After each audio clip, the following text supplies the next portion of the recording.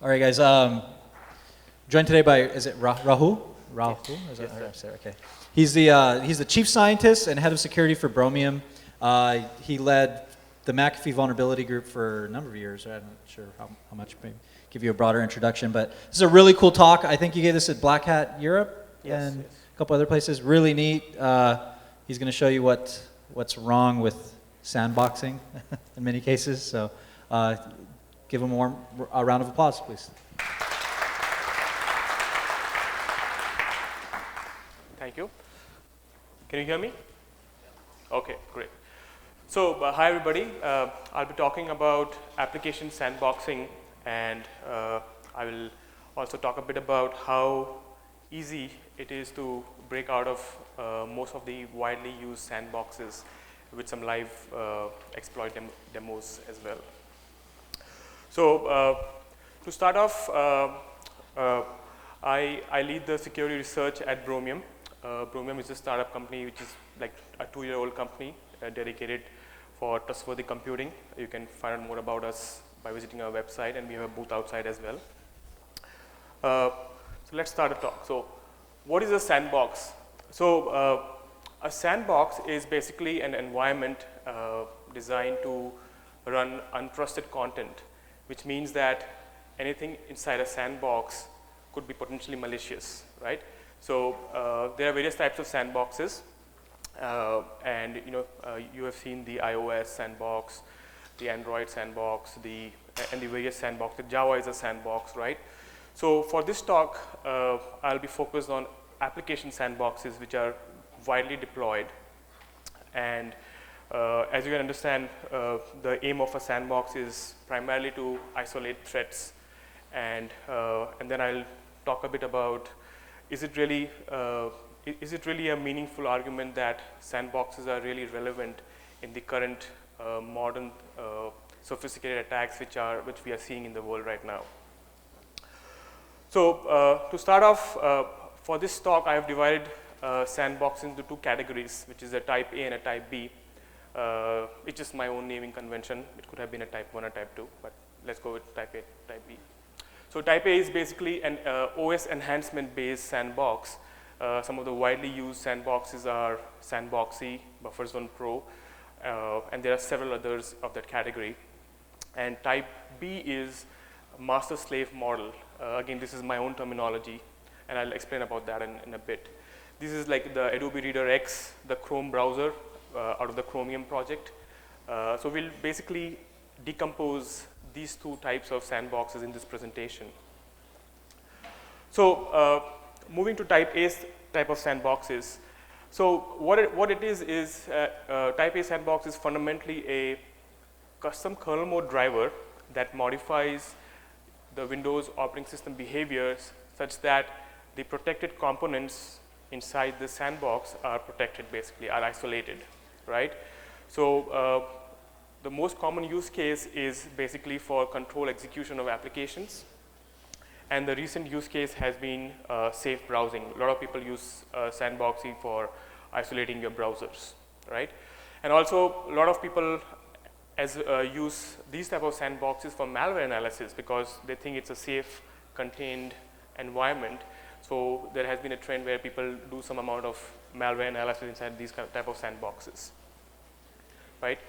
So looking at from an architectural point of view,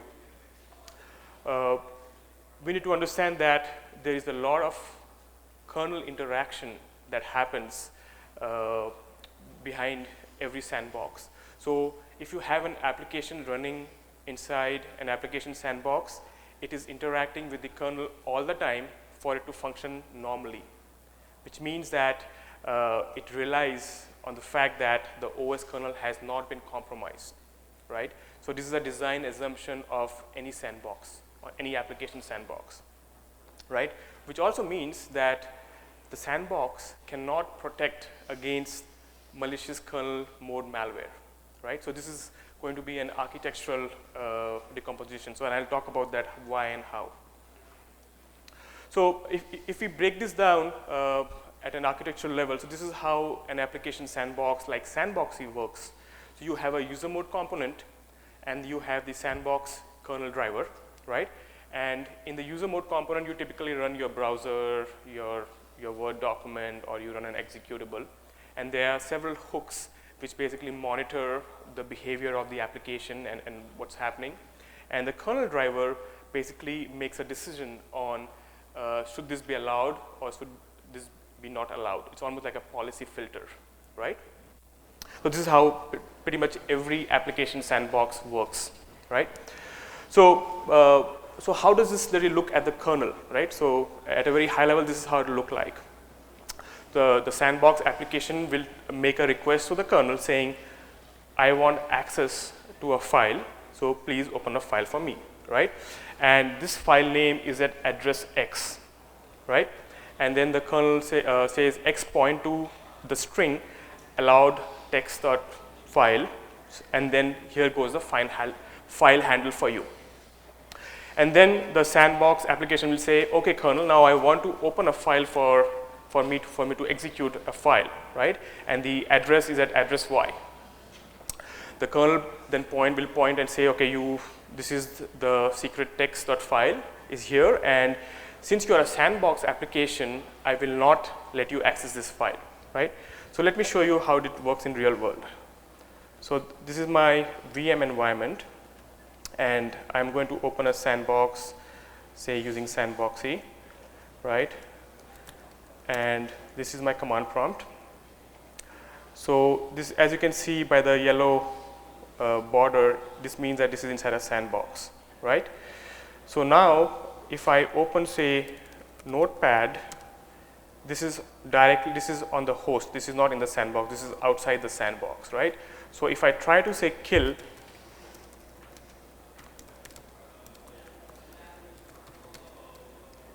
the Notepad, it will say access is denied because I am inside the sandbox and I am not allowed to operate or interact with applications outside the sandbox, right? So this is how the sandbox, the kernel is intercepting this call and disallowing that, right? Okay. So now, now let's have some fun. What I will do is that, what if I have a kernel vulnerability in the operating system, right? I have a kernel vulnerability in the operating system, which means that if I exploit or if I'm able to reach that kernel call, I can fundamentally breach out of the sandbox, right? Which means that I will have higher privilege or the same privilege as that of the sandbox kernel driver itself, depending upon the nature of the vulnerability, right?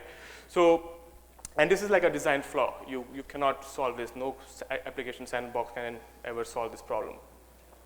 So, so let's do a demo. So what I have done is that I'm going to select a list of kernel vulnerabilities. These are the last 2 years kernel vulnerabilities patched by Microsoft in the OS kernel. And then I will select CVE 2012 0217. This vulnerability was actually discovered by my colleague at Bromium Labs. So that's why this is one of my favorite exploit. So let's demonstrate how we can breach out of the same sandbox, right? So now I'm inside this environment. I will go to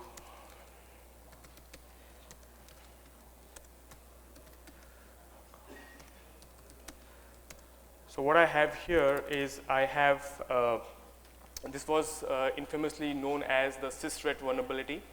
And this can be exploited by breaching out of the kernel. So what I do now is I will breach out of the sandbox, and for breaching out, what I have done is I have created a generic mechanism for pivoting out of sandboxes in general, which can be leveraged to basically use this exploit against pretty much any sandbox of this type, right? So once I run the exploit, I have the capability of either disabling the sandbox driver or run arbitrary code. So in this case, what I have done is I have created a bind shell wherein after exploiting the kernel vulnerability, I basically break out of the sandbox and I can get remote code execution. So before I run the exploit, I just want to make sure that I still cannot kill notepad.exe, right? Because I don't have privilege. So now, what I will do is I will exploit the PID. Let me open v9net, TCP mount. So I will pivot out of the process by migrating to a process called win_init, which has a PID of 384. So 384, and I run this exploit, right? So now what I'll do is I'll wake up for forward 9152. I wake up the port, and then I get a reverse shell. I should get a reverse shell here. Looks like it didn't work. See, we try it again.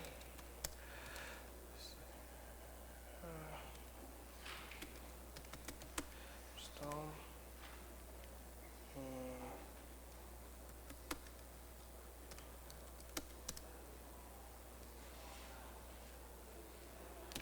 Colon. Rahul. Sandstorm. Shotcon. Priorities.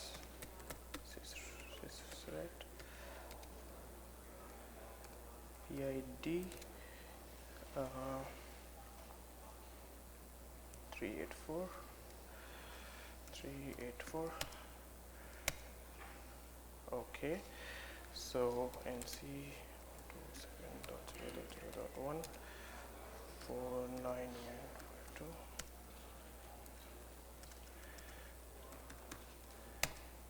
So now if I do at who am I, I'm system. So basically I have breached out of the sandbox, but the sandbox still thinks that I am inside the sandbox, right? So this was a kernel exploit, and I have breached out of the sandbox. Now I have system privileges. So now let me try to kill the notepad process which is lying out here.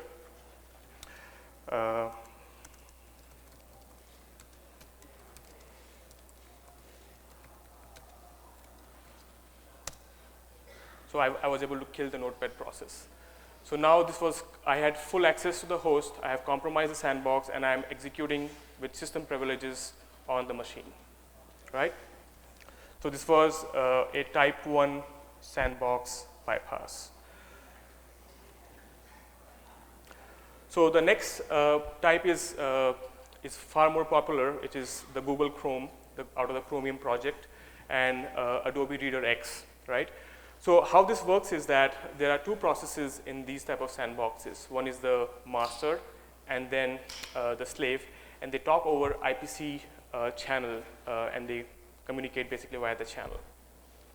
So the slave is fundamentally confined to the OS access control facilities. Basically, it has tokens, and it has privileged accesses which are limited, and master mediates access to these resources. It has kind of a policy, it's like a policy manager, right? And again, the use case is basically to protect the slave from exploitation, right? In the case of the Google Chrome browser, the slave is the renderer, which has the biggest attack surface, which has all the HTML5 processing and all of that, right?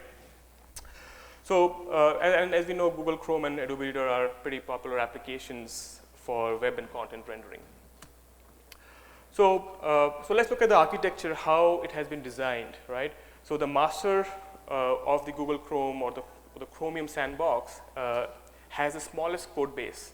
The idea is that if you have a small code base, the attack surface is small, which means that it will be non-trivial to exploit the master, right? But at the same time, the slave has the largest attack surface because it does all the processing, all the content rendering, and so on. But in this case, the slave still has to interact with the kernel for certain type of operations, which it cannot ignore. So that will be our attack vector, as you might have guessed. So at a very high level, this is how it looks like. You have the sandbox process with minimal access rights, and then you have the master process, and then you have the OS interaction, right? And the master process basically makes all the key decisions of the sandbox. And all the low privilege requests are allowed directly from the slave process to the OS as and when needed, right? So some of the important aspects of the Chrome sandbox is that the slave runs with low privileges. Which means that it has restricted token access, job objects, desktop object, and integrity levels. So these are all controlled in the Chrome sandbox. As per the Chromium project, which is open source, there is no protection for mounted FAT or FAT32 volumes, nor is there any protection for the TCP/IP. So which means that if you compromise the renderer, you basically could mount arbitrary FAT partitions, or you can have full TCP/IP connectivity, which means that I could potentially have a PDF document which scans my local LAN and uploads it to the malware server, right? But access to most of the existing securable resources is denied. It's fairly contained, and everybody would agree that this is good enough, assuming that the kernel behaves correctly, right? So this is how it works in real world. So in this case, if you look at the PID, 2856 is the slave, and he's asking, it's asking for access to a particular file. And then if you see that there's an access denied coming from the OS because the slave has to go via the master, right? So 2808 PID is the master, and the master sends, all this is happening via named pipe, so Process Explorer doesn't give it. So the slave requests to the master saying that I want access to this resource, and then the master says, okay, you can access this. And once that access is granted, the slave has access to that particular DLL, right? So it's all being mediated from the master. So, so then most of the research, if you see, you have seen the various contests which have been there to break out of sandboxes. Most authors have been focused on how resistant is the master to a malicious slave, and that is kind of a tough battle to fight, because there's a lot of hard work done there in the sandbox world to make sure that the malicious slave is contained all the time, and that's the design of the sandbox, right? But how resistant is the operating system to a malicious slave? So this is the aspect to which we focus on. So if you look at the master slave type sandbox, if you open this in the properties section, this is how it looks like. This is for Adobe Reader. You will see that it is low integrity level, which means that it has minimal access permissions to do activities such as network connectivity and so on. It's fairly constrained, I would say. So now this was a generic argument, discussion about the Chromium sandbox. So now let's get specific about the Chrome browser, right? So Chrome browser is a little bit of a variant from the generic Chromium project. So the Google security team obviously has done quite a bit of work to further enhance the Chrome browser, which means that they have what they call as the untrusted integrity level. And for Google Chrome, the access to FAT32 file system is denied. So this is something which is not documented in the publicly available documentation from Chromium. And we are aware of several contests like the Pon2One contest where successful attacks in the master have been possible in the past, which means that the master is also exploitable, although it's a difficult one. And it needs a lot of work. I don't know if anybody out here read the exploit by Pinkie Pie. It was a remarkable feat, I would say, right? Because you have to jump through various hoops and create conditions for you to bypass the sandbox reliably. And it's a rare case, I would say, to be able to reliably bypass those cases. So now that we know that the slave can still exploit a kernel vulnerability, so some vulnerabilities will still not be possible to be exploitable by the slave, which means that if we need to create a new process, it will be denied. If we need to alter specific locations in the registry, it will be denied, right?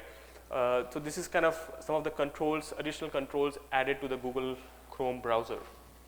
However, win32k.sys, which is a very important kernel mode component, is very much exposed. And a vulnerability out there can be exploited at the browser level and yielding full control over the machine without the need to achieve code execution in the sandbox of the like the Pond to Own contest. So this was demonstrated in the last Pond to Own contest by the MWR Labs research team. This was around the same time when I published my paper as well, just a week apart, I would say. So where they actually bypass the Chrome sandbox by exploiting a vulnerability in the OS kernel. It's far more easier to do that. I would highly recommend that route. So now let's look at the Adobe Reader process. So Adobe Reader is also based out of the Chromium project.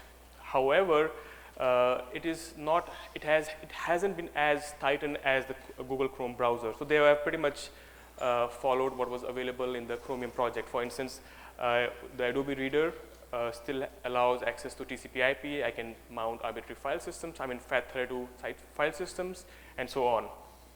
And we know about enough about the various ways of attacking the master of the Adobe Reader, right? And recently, there was a malware found in the wild, which was exploiting a vulnerability in the master in the Adobe Reader. Reader X, I think it's called. This is also fairly new. In February 2013, it was discovered in the wild, right?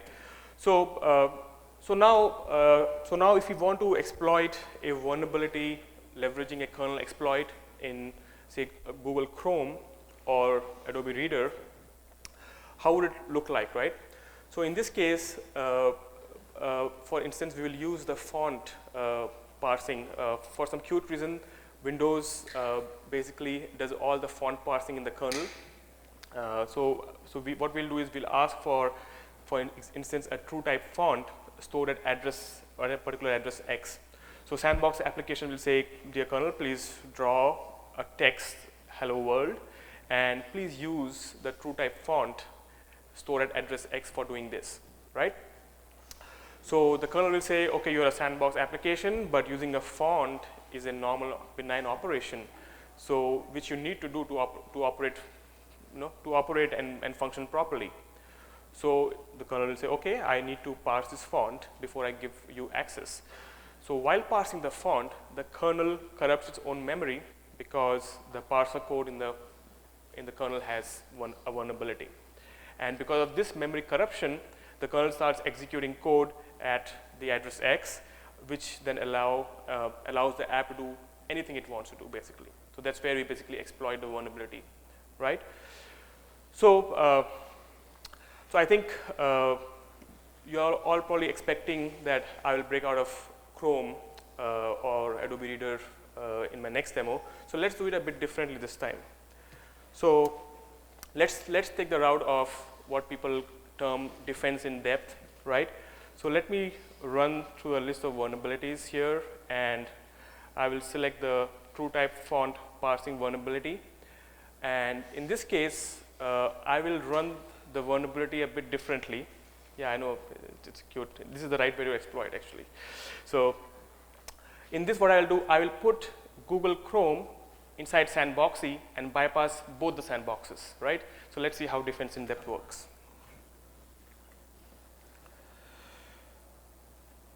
So here we go. Run any Chrome.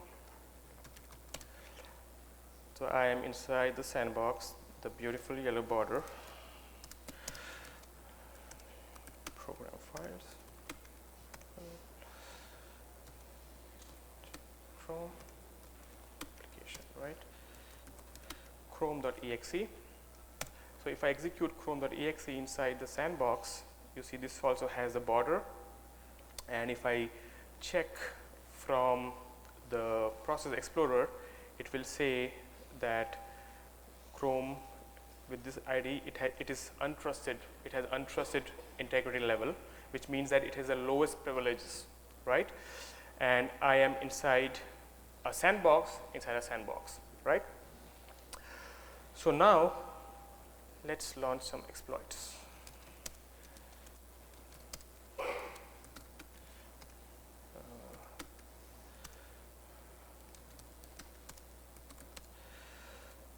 So inject.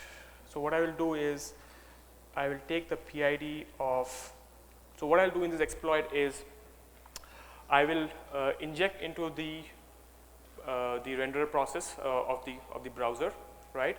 And then assuming that the render is compromised, I break out of the Google sandbox using a OS vulnerability, which is the true type font vulnerability, which was used by the DoQ worm also, by the way.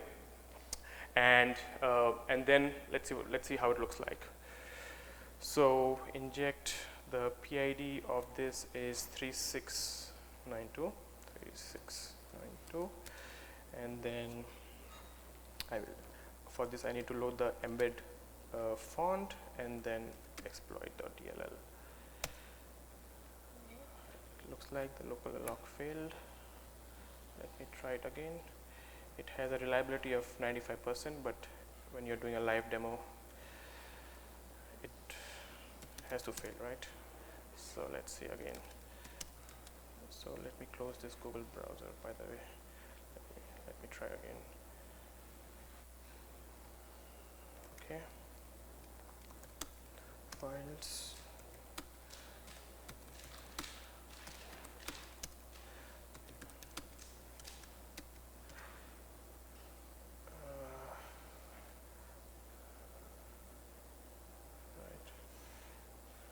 Okay.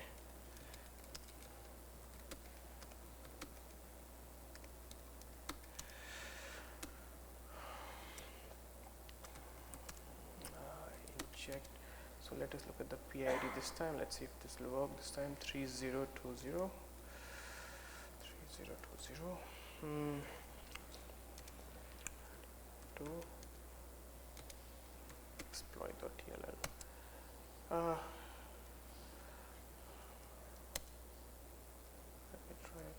Okay, I got it this time. So this time I got a command, a calculator out of after 3 attempts, because I'm brute forcing some of the payload is not 100% reliable. So if you see that after injecting into the PID 3020, I got a calculator which has medium integrity. Right? From the untrusted, I was able to elevate to medium, which means I can do pretty much anything I want. So this was just a demonstration of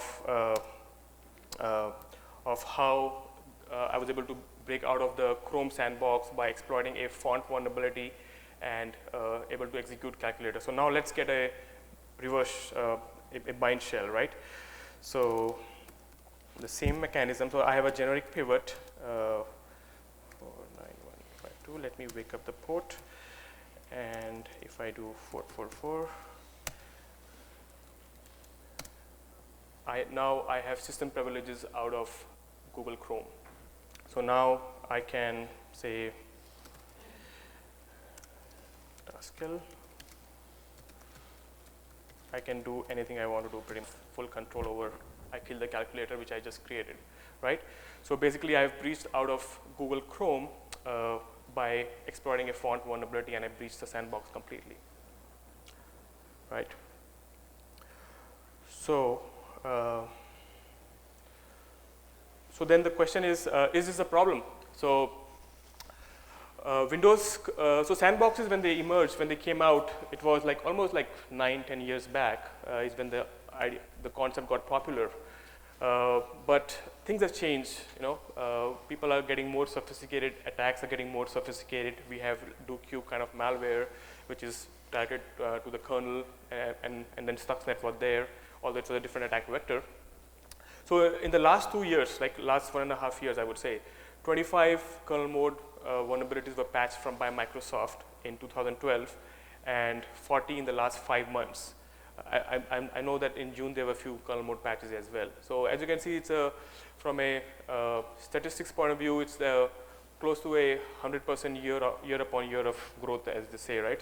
So kernel mode patches and vulnerabilities are getting serious, they are getting exploited, and this is a serious problem, right? So you can totally expect malware which is going to breach out of all of these sandboxes pretty soon, and some of it is already happening, right? Because these are fundamental architectural design issues, you just cannot do anything about them. So application sandboxes, some important points here, right? So first of all, application sandboxes are fundamentally vulnerable to kernel mode attacks, period. And in this, as we demonstrated by breaching some of the widely used sandboxes, the sandbox is completely breached. We are not trying to just penetrate through the sandbox by hooping through some system calls and so on. And as we demonstrated, layering of sandboxes is not really defense in depth. It won't really protect you any more than it would, say, from just via one sandbox. So the fundamental argument is this: the attack surface of the commodity operating system like Windows 7, Windows 8 of the kernel is very large, and there is no reasonable hope that all of this will be secured, right? So as long as you have a vulnerable kernel, you will always have a vulnerable sandbox. So you just can't solve that, right? So it's a huge attack surface waiting for you out there to be breached, basically. So now comes the point of isolation. So isolation is important. Sandboxing definitely helps to some extent, although it cannot cover all the attack vectors. So if you are looking at isolation, so what are the other alternatives, right? So you could possibly wrap an operating system in a sandbox such that the OS vulnerabilities, like the kernel vulnerabilities and so on, are non-fatal, which means that you could leverage a virtual machine, for instance, and use that environment for doing your malware analysis or your browsing and so on, because for that the malware has to breach out of the hypervisor, which is far more difficult than just the kernel, because the attack surface is very small there.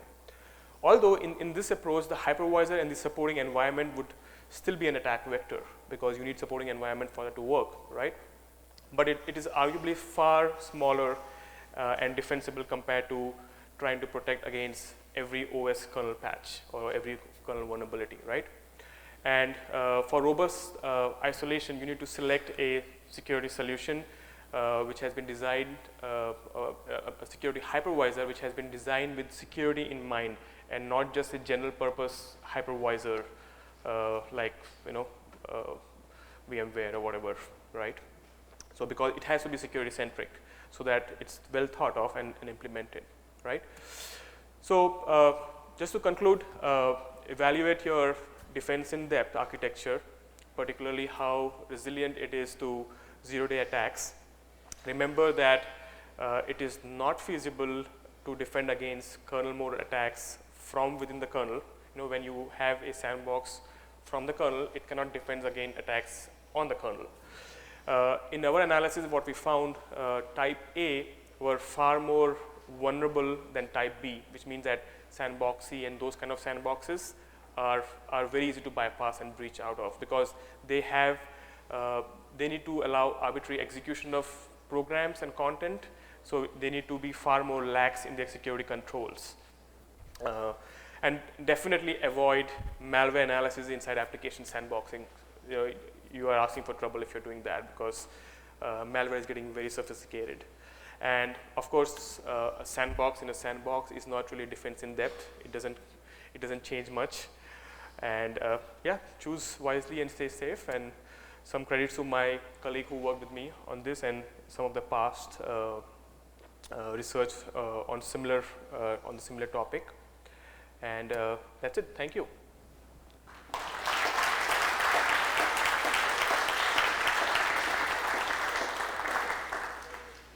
Any questions? Do you think the reliability of kernel exploits will diminish over time? The liability? Yeah. I think it will increase because if you look at the way things are in the industry right now, on the user mode, there's a lot of protection. You have dep, ASLR. So just to write a simple exploit for a browser, you have to do a lot of work. But there's not much on the kernel space, right?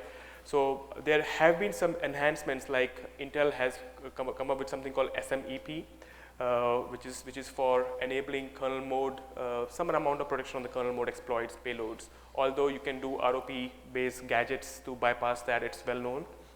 So there have been some enhancements on the hardware side, and Windows 8 actually leverages SMEP from the CPU.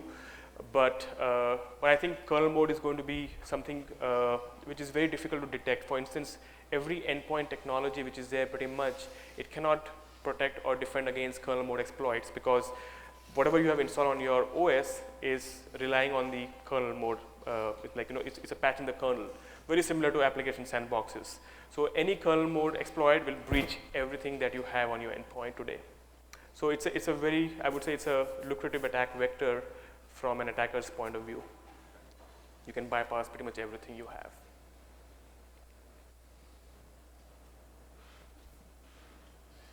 Yeah. Do you have to be an administrator or other users? Pardon? Do you need the other user to exploit the kernel? You have to be a, User other than administrator. So if you have a lesser user account, yeah. Can you, yeah. So in this exploit, I actually was a low privilege user, and I exploited my kernel and I escalated my privileges. So these attacks are applicable for every user, which is why it is so serious, because once you compromise the kernel, you have system. It's not just administrator or user. It's complete bypass, complete control. so brokering all calls from the master to the slave, is that not done for performance reasons, or what's the reason for that, or is it just not possible? Brokering from master to slave. Yeah, like brokering all API calls to the slave, would that help this situation? So the way, actually that model works pretty well, the brokering of the master and slave. I would say that's a pretty reasonable model from an application sandbox point of view. And Google Chrome has done a remarkable job of maintaining that model, and it's fairly defensible, I would say. But you cannot broker everything. Like for instance, there are legitimate requests, right? So if I am requesting for a font to parse from the browser or from a Word document, the kernel doesn't know if this is a good request or a bad request. It has to let it pass. And that's the moment where I basically bypass that restriction, basically. So you cannot, there is no easy way to filter out all of this. You need to have signature-based detection or something crazy like that, or some kind of sanitization of font files before you let it execute, or it'll be non-trivial definitely to do any of that fixes.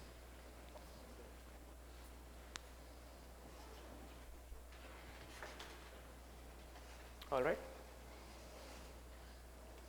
Okay then, thank you very much.